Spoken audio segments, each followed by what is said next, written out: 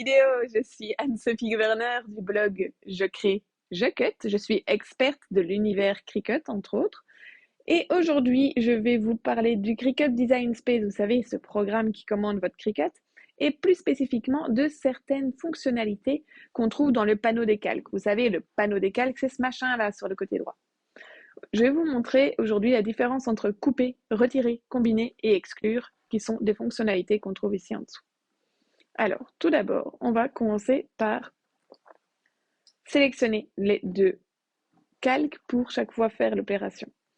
Sachez déjà que pour couper, on ne peut prendre que deux calques. Retirer, combiner, exclure, on peut en prendre 3, 4, 25, 38. Voilà. Donc on va déjà ici faire couper.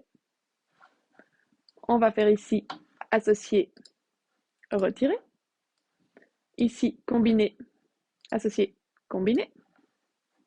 Et ici, associer, exclure. Donc, quand on fait exclure, on va faire dans le sens inverse, quand on fait exclure, ça enlève l'intersection entre les deux. Quand on fait combiner, ça ne garde que l'intersection entre deux éléments. Quand on fait retirer, ça ne garde que la partie inférieure entre deux calques. Les trois fonctionnalités ici sont réversibles. Ça veut dire que vous pouvez toujours retourner en arrière pour modifier la création. Donc par exemple ici, le cercle, je peux le déplacer. Une fois que j'ai fini de le déplacer, tout de suite, la nouvelle forme combinée, enfin retirée, existe. Couper, c'est une autre histoire. Couper, il faut le prendre comme la métaphore de la pâte à cookies et de l'emporte-pièce. Vous avez votre pâte à cookies avec des pépites de chocolat si possible. Au-dessus, vous avez votre emporte-pièce, vous voulez faire un petit rond dedans.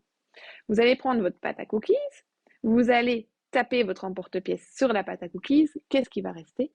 Il va rester de la pâte à cookies, votre cookies et un emporte-pièce. Si vous avez mal fait, il vous reste des...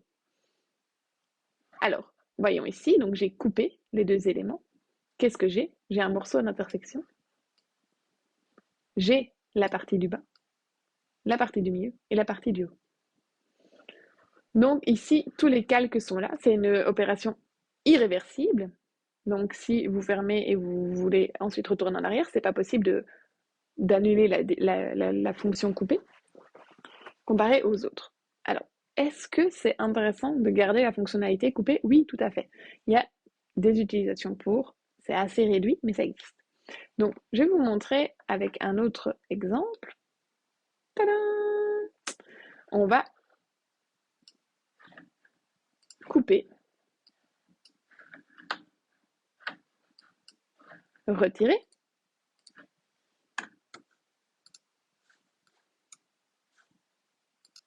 combiner et exclure.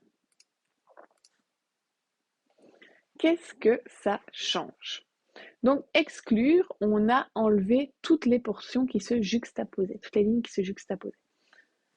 Combiner, on n'a plus que le cœur intérieur dans lequel on a découpé le motif mosaïque, enfin kaléidoscope. Dans retirer, c'est l'inverse. Et enfin, dans couper, qu'est-ce qu'on a? On a un peu de tout. On a l'inverse de combiner.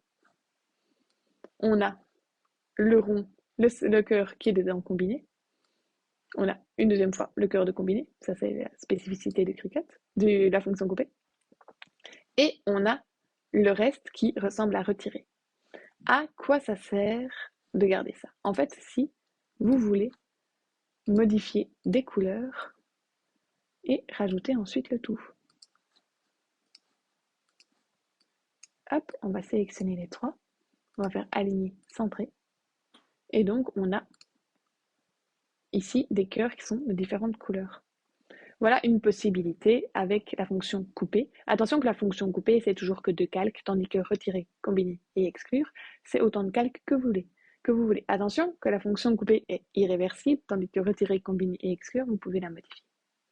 Voilà, j'espère que vous y voyez plus clair avec ces fonctionnalités. Si vous avez des questions, n'hésitez pas. Vous nous les mettez en commentaire et on vous dit à bientôt pour d'autres vidéos. Merci.